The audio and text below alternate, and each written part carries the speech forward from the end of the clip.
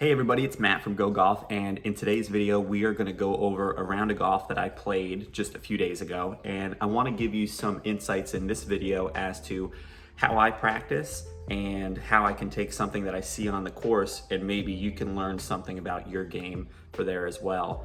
I want to really go through what it is that I see myself do on the course, some of the mistakes I made, some of the things I did well, and then just give you a blueprint for how you can get better and maybe how I see those things. So for those of you that haven't met me, my name is Matt from Go Golf. I have been playing golf over 20 years. I've played professionally, I've worked as an instructor, I've worked as a club fitter, so I have a well-rounded experience in this game, and I'm here to share it with you so that you can play better golf out there. So without further ado, we're gonna get into the video, and I'm gonna go over and show you some of the decisions that I made, what was going on through my head, strategy, and how you can utilize me making the mistakes so that you don't make those moving on. So let's get into the video. So we decided to play a course called Casper Kill Golf Club, and my goal for myself recently has been to break 70 out there. And I want to see if I can challenge myself to get to that number and be able to break that any day. So I'm excited to get out there. We're here on the first tee. This is an easier hole to take advantage of. It's a par 5. And if you can see that bunker in the distance out there, I really want to hit towards that. And I aimed right at it, wanted to play probably a little bit of a straighter shot. I think I honestly played the shot shape that I wanted on this one, but I just aimed in the wrong direction. So I'm gonna pause this video several times as we go throughout just so I can kind of tell you what was going on through my head and why I made certain decisions, and hopefully you can learn from those, because sometimes it's an alignment thing, sometimes it's a decision I made of what shot to hit, and I'm able to see that 20/20 hindsight vision to be able to do that. So looking at the swing, it looks like there is trouble left on that hole, so I definitely don't want to go in the left woods. So I pushed myself to the right a little bit as a safety measure. Really looking back, it just makes sense that I can commit to something even more off that tee box and hopefully get us in the fairway so we can have a second shot to the hole. Now we put ourselves in a position where we are on a downhill lie and we have these trees in front of us that we just absolutely have to get over. So you'll see me going through here, just grabbing more loft, and the first goal is to get that ball over the trees. I don't want to do anything but get the ball over the trees. And I pick my shot, I see my shot, I have a gap wedge in this one, and I just hit it a touch fat, go figure, and this ball goes right into that tree that's right in front of us there. No shot tracer required, you can see it bouncing down there. And what I realized on this shot is I just took a swing where I was gonna be a little bit, the miss was just a little bit fat on it, and not the miss. So at this point, I've got 2 windows. The other one wasn't gonna gain me much, so I'm just gonna pitch it out from there. All we need. Try and limit the damage, but the damage is already done at that point. Don't try and be a hero and get another 60, 70 yards out and bring triple into play. So have an approach shot here. I think this was about 120, maybe 125 yards or so. I like the little raindrops that are coming down. A nice day out here. And then we just pulled this one a little left of that flag stick, give us about 30, 35 feet or so on this putt coming up.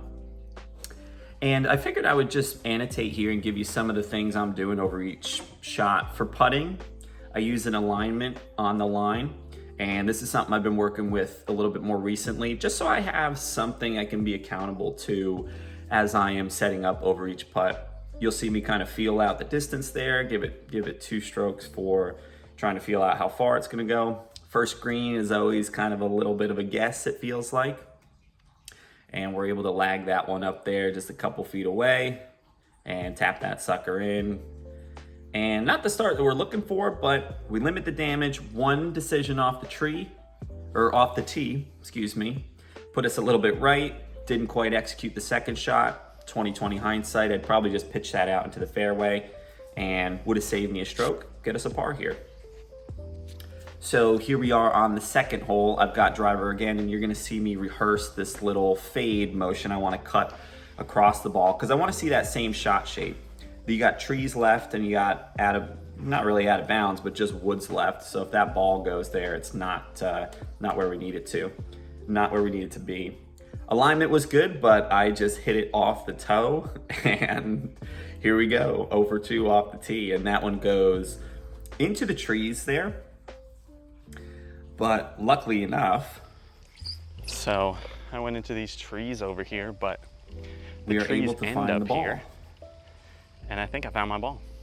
And for anybody who's ever played golf before, this feeling, the look on my face right here, and that is my ball. when you find it, it's the best. It's like, oh man, I'm alive. At least I have a chance here. We are out here. I don't have any shot, but I found it. So let's start there. So anytime you're in these positions, you just want to reset. I'm not trying to hit a superhero shot. If I can just get it, you can see those little brown spots up by the green. I'm going to like the right edge and just trying to get it around that tree. Good enough lie where we can get it to the front. Pin is all the way back left, of course, and we're gonna try and just get it there and hopefully get it up and down from there. That tree is not quite in the way, so just had to test that so I can commit to it. Play a little slinger around. Anytime I play a draw like that, I'm turning the face down in loft, so I'll take extra loft and then turn it down. So if I normally hit like that shot, if I normally hit a gap wedge 125, I can really hit it from 140 because I'm turning the loft down. So that helps me choose those clubs there. All right. Now this lie here was pretty dicey. You see all of the bald spots there, and you see all of what it is that I'm dealing with. I had to, you have to commit to something over these shots, and they're not gonna come out like a traditional pitch shot. So what I do is I just get steep on them with a lot of loft and just pinch it and almost skull it. You're gonna see as I hit this ball, it's gonna come out low and running there. I choke right down on the club and I just kind of jab it into the ground. And that's what explodes it out, gets it running, and ultimately have kind of practiced those shots. For short game, I wanna start to see these shots a little bit better and just have a little bit of creativity using different clubs to it. So now we got about 8-10 feet. And this one, I hit a great putt and it just curled off the planet. So at the end of the day, I'm thinking about, did I commit to the shot that I decided to hit? Yes or no? And was there anything that kind of got in the way there? And that was a good putt. I was happy with that putt, just didn't quite read it correctly. So now here we are on the par 3, the third hole. No need to be down. We hit 2 bad tee shots before, but that's got nothing to do with this tee shot. So I want to encourage you guys to just stay present with what shot that you're hitting. You never know how these rounds of golf are going to go. I see a lot of people get unraveled early, and I could definitely get unraveled early after 2 bogeys right there. And here we are with a 6-iron. This is about 190 yards or so. And this one we hit in there was an absolute dart. And you'll hear how excited I am after this shot. Thank you. Let's go to work. Time to work. And it's just such a fun part of the game, and you gotta just enjoy yourself when you're there. So fortunate enough for me, I had my playing partner hit a putt from just about the same area I was at. So you'll see me get in there and kind of not be impeding his routine and what he's doing, but I do want to be able to get in there and see kind of what the putt is doing, so I have an idea of what line I can commit to, and I can ultimately see the break. And now I'm just lining up that line to what I think it's going to do. And any information you can get from anybody who's chipping through your line, who's putting through your line, is great. And that one just stayed out there, and I feel like I got over the ball. And this has happened to me a couple times, so I'll kind of touch on this now while we're on the putting. There's been a couple times for me where I see a line, I commit to it behind the ball, and then I get over it and I'm not quite sure. So what I've worked on specifically has being able to just build a routine where I can up my commitment level to each putt. Ultimately, it's more important to me that I commit to it over the ball than I commit to it behind the ball, but I'm looking to bridge that gap just a little bit.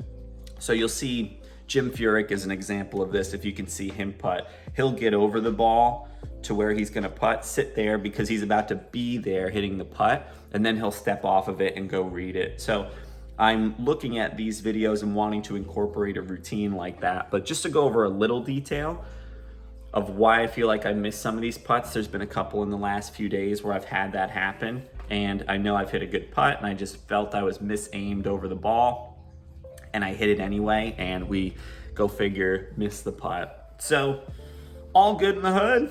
We're on to the next tee. We made our par there. Not too upset with a par.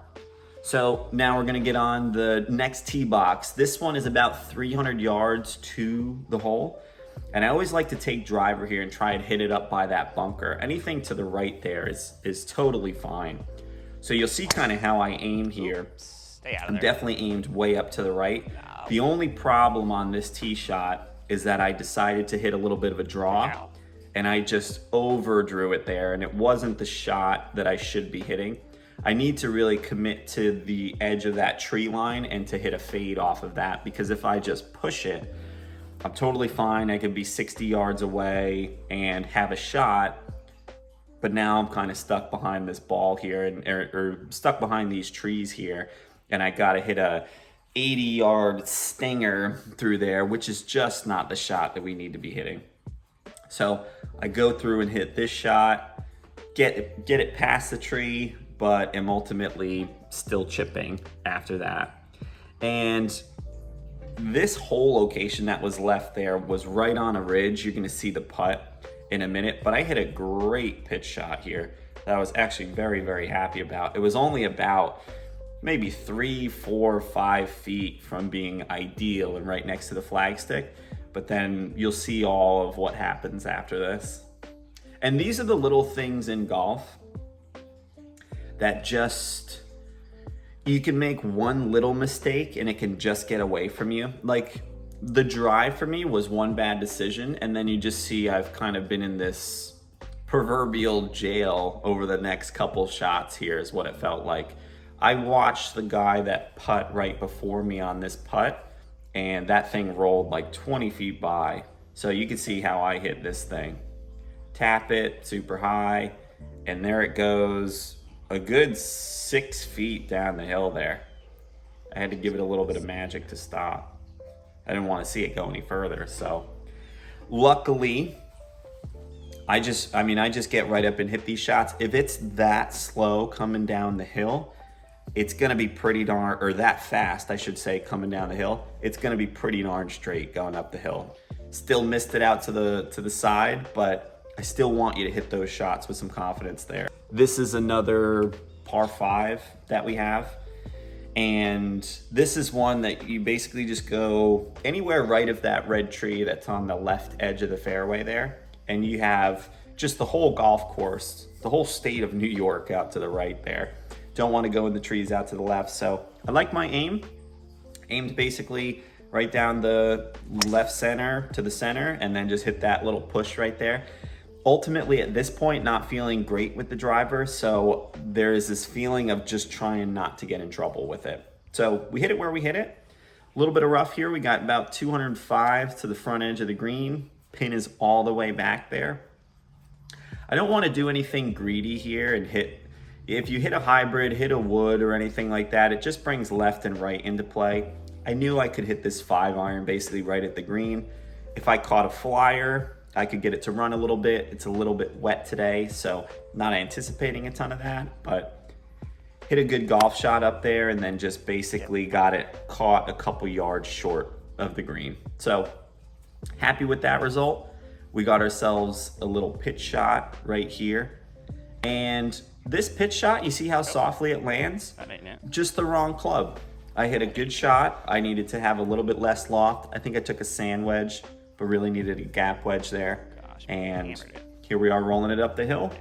No problem. That shot is really missed on the chip not being close enough. So no harm, no foul. We get it up there and just tap these in, get our par, and move on to the next one. No great shots and no damage done. So here we go up to the next hole.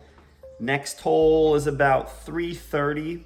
So I said, let's just take ourselves that driving iron out and just get it in play. I play a little bit of a draw with this thing, so aimed up the right side. Hit this one out there, drew a little bit, and for this driving iron, it just runs a little bit, so I got it to just run through the fairway and kind of just left that path there. So, funky little lie, but I want to talk about this. All of you amateurs out there are aimed right at that flagstick. I know you all too well. Whatever your handicap is, 30, 20, 10, 5, you're all aimed right at that flagstick, and I know you are. I'm speaking in general here, but there are certain players, and you know who you are, that when you go at that flagstick, especially on a lie that is less than ideal, ball below your feet, kind of moving to the right there, no relief from the cart path, that you're going to push it right. When you push it right, you bring bogey and double into play. If you get into that bunker, and maybe your bunker game is not ideal, you are short-sided there at that point, and then you have to, best case scenario is you hit it in the bunker, you pitch it 30 feet by, and you two putt and get your bogey. That's the best, that's a good case scenario. I've seen enough golf, that's a good case scenario. You'll see me on this shot aimed about, I'm just hitting to pull it. I'm hitting to pull it left, and I don't want anything to do with that bunker there. So I'm aimed in my mind about 5-10 feet to the left there, and I'm just gonna hit it back there and try and peel it a little bit back, but I'm ultimately playing towards the high side of the hill and then peeling it off of that. The miss is to go a little bit long here, so here we are for the putt. Walking and talking.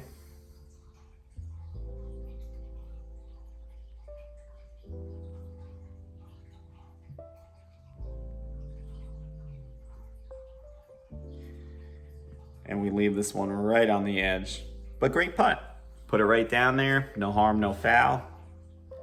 I hit the safe shot with the iron shot, tap it in there, on to the next. Now I love this tee shot. I like these tight little chutes that we have to go out of. I got 3-wood on this one. This is about 330 to the end of the fairway. Just want to hit one down there and hit a good one on that one. There's a bunker out there that's on the left side of the fairway, and then trees on the right. You don't want to be right. I'd rather be in the left bunker than the right trees. Just gives me a better opportunity to hit towards the green there. So nothing to it.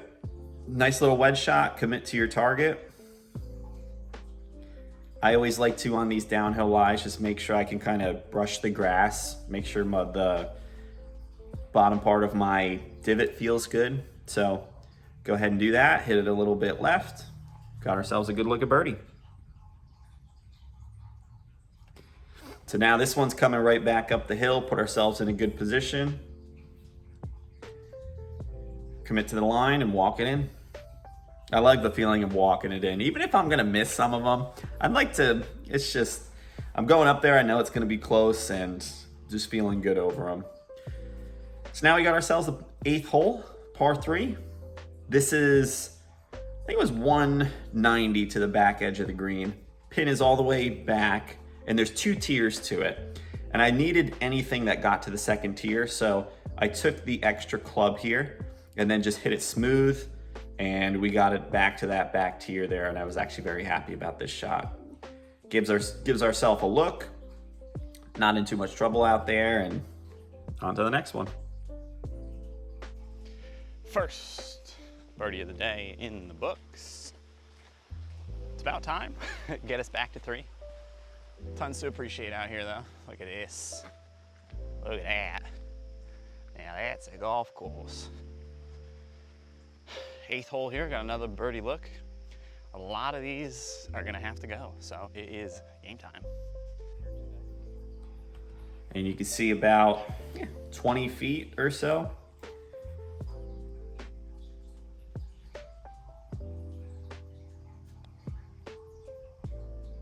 And the fact that they're breaking just in front of the hole, I'm not expecting these to break a ton. It's wet out.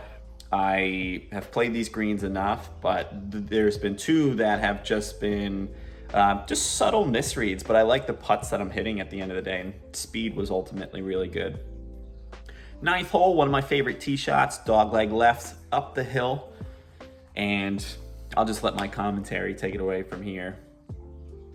Pick a line. Make sure I feel comfortable over the ball. I'm gonna hit this thing solid, cool.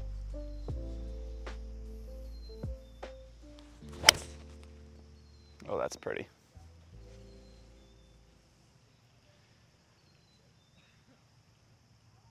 Gotta love golf, man. Oh, golf is good. I take relief. So now we have ourselves a wedge up the hill. I am right on this this marker, which was just bothering me a little bit, so I took a little relief from that. You are entitled to relief for those of you that are checking me on the rules there. And this, so I play with a rangefinder that has slope, and this plays about 15 yards uphill. So I always take the extra club and just try and hit it high and soft. And I feel like I executed that shot actually pretty well on this one. And it just ended up going, I just hit it so well and it went towards the back of the green, which is fine. That's the miss on that shot specifically. You do not want to be short. I was short there a couple weeks ago and we made a mess out of it. So probably had that a little fresh in my memory and just wanted to get it down there. So we are on the back of the green and we got ourselves putting down the hill here and really just trying to lag this down there. There was a little bit of a slope. I wanted to stay on the left side of that slope, and boy, this thing just ran out so far. I didn't anticipate some of the speeds with it being wet out and it having just rained the night before.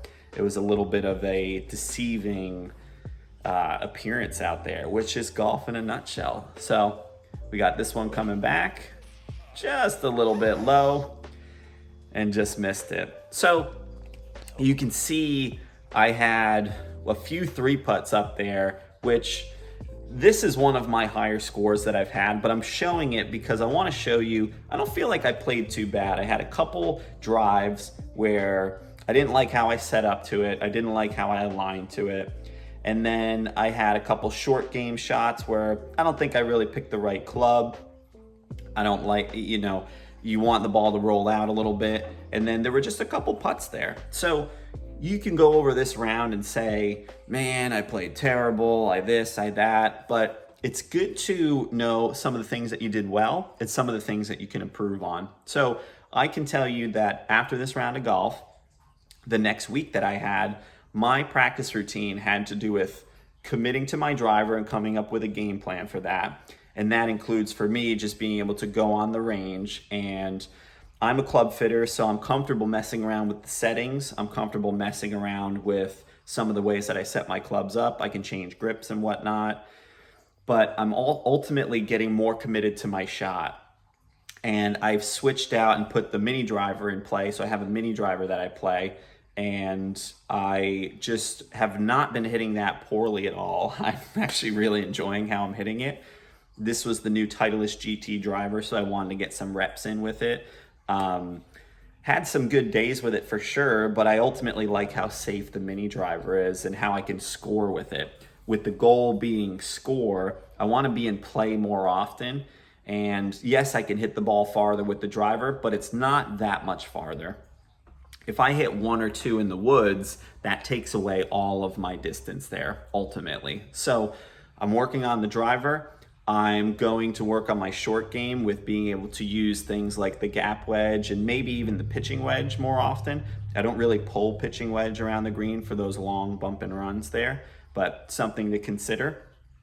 And then ultimately just always working on my putting and working on my alignment. But the one key for me is the routine and being able to commit to it over the ball. So I've got those 3 pieces that it is that I'm practicing. I hope there's something in this video that you took away that you could maybe bring to your next round of golf. If you have any questions about your game or anything like that, I'd love to consult with you, see how we can take you to the next level. Again, my name is Matt from Go Golf. Feel free to ask any questions in the comments. I am here to serve you guys. I'm here to help you level up to the next level. And if you want to stay tuned for some more tips, consider subscribing. and I'll put out some videos on anything that you guys want. So I appreciate you watching, and I'll catch you on the next one. Thanks so much.